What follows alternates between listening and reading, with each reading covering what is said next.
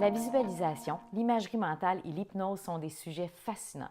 Je m'en tiendrai au partage de mes expériences ainsi qu'au fonctionnement général de chacun. Tout d'abord, parlons visualisation. La clé de la visualisation serait d'imaginer les situations comme si elles étaient déjà réalisées, comme si nos objectifs étaient déjà atteints. En répétant cette technique régulièrement, notre esprit et notre organisme seraient conditionnés pour la réussite. Un état mental favorisant la réalisation de celle-ci. Beaucoup d'athlètes olympiques avouent utiliser cette technique. Et vous, l'avez-vous déjà utilisée? Moi, pour ma part, je parle dans ma voiture comme si je parlais à quelqu'un et que je lui racontais tout ce qui se passait dans ma vie. Mais en fait, je suis en train d'expliquer ce que je désire vraiment arriver, voire arriver. Par exemple, quand j'étais malheureuse au travail, je répétais à tous les jours dans ma voiture, j'aime vraiment mon travail, mes patrons sont tellement gentils, sont généreux, mes collègues sont super, je m'entends bien avec tout le monde, j'ai un salaire parfait pour moi, je fais vraiment ce que j'aime, blablabla. Eh bien, croyez-le ou non, on m'a annoncé que je perdais mon emploi à cause d'une coupure. On m'a donné une très grosse compensation et j'ai trouvé l'emploi qui décrit exactement ce que je vous ai cité auparavant. Alors, pour moi, ça a été vraiment un succès et j'ai plein d'autres exemples comme ça. Par exemple, je peux vous donner un autre truc que moi, j'ai essayé qui a bien fonctionné pour moi. En fait, c'est d'écrire une lettre à un ami. Alors, vous écrivez une lettre à une amie imaginaire et vous décrivez tout ce qui s'est passé durant la dernière année. Mais on s'entend que c'est tout ce que vous désirez voir arriver. Moi, ce que j'avais écrit dans ma lettre, c'était que j'avais une superbe fille qui a fait ses nuits rapidement. En fait, je voulais avoir un bébé. Hein? Et j'ai eu une petite fille. Et cette petite fille-là était très, très entendue. Ça faisait 9 mois qu'on attendait. Et j'ai souhaité un jardin, une clôture pour mes chiens, plein de choses comme ça. Et tout ça est arrivé. Bon, écoutez, ça a été un succès, moi, pour cette lettre-là. Alors, essayez-le. Vous ne perdez rien à l'essayer. L'imagerie mentale est devenue un outil de guérison important dans le traitement de nombreux problèmes de santé. Les recherches contemporaines ont démontré que dans certains cas, les images mentales déclenchent des changements physiologiques et biochimiques dans l'organisme qui auraient un impact direct sur notre santé.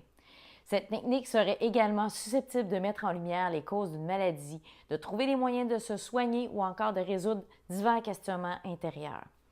Alors, voici la technique proposée. On commence par une longue période de relaxation. Par la suite, on garde les yeux fermés et le sujet doit observer des images qui lui apparaissent spontanément à l'esprit. Paysages, personnes, animaux, objets. Ensuite, il est amené à décrire ce qu'il voit et on lui suggère d'interagir avec ce qu'il voit, les personnages et tout ça. Le sujet est amené à expérimenter des comportements imaginaires qui l'obligent à sortir de sa zone de confort. Personnellement, je n'ai pas expérimenté ce type de thérapie, mais si vous avez déjà essayé ces thérapies-là et que vous avez des belles expériences à raconter, à nous partager, s'il vous plaît, faites-le sous la vidéo. L'hypnose. On peut définir l'hypnose comme étant un état modifié de conscience orienté vers un objectif. Cette technique est de plus en plus acceptée du corps médical et que ce soit pour diminuer les douleurs lors d'un accouchement, pour effectuer une chirurgie sans anesthésie ou encore pour diminuer l'angoisse chez le dentiste, c'est de plus en plus utilisé.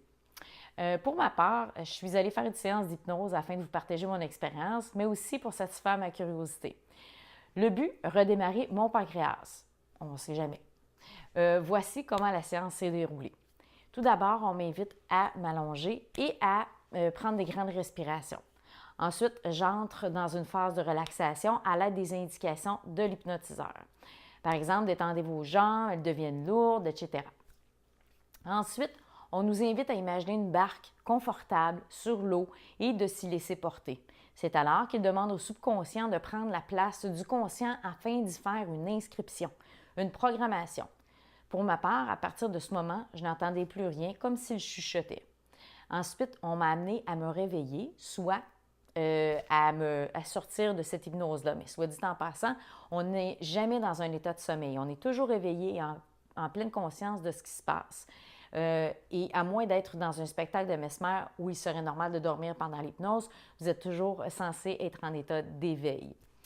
À la suite, à la maison, je dois faire les mêmes séances de relaxation à tous les soirs au coucher et ordonner à mon pancréas de fonctionner, que j'ai le plein pouvoir sur mon corps.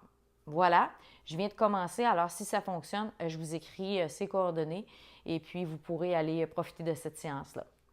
En conclusion, ces sujets-là sont tellement fascinants. Si vous avez eu des expériences, que ce soit en hypnose, en imagerie mentale ou en visualisation, s'il vous plaît, partagez-le avec nous sous la vidéo. Ça va nous faire un grand plaisir de vous lire. Merci.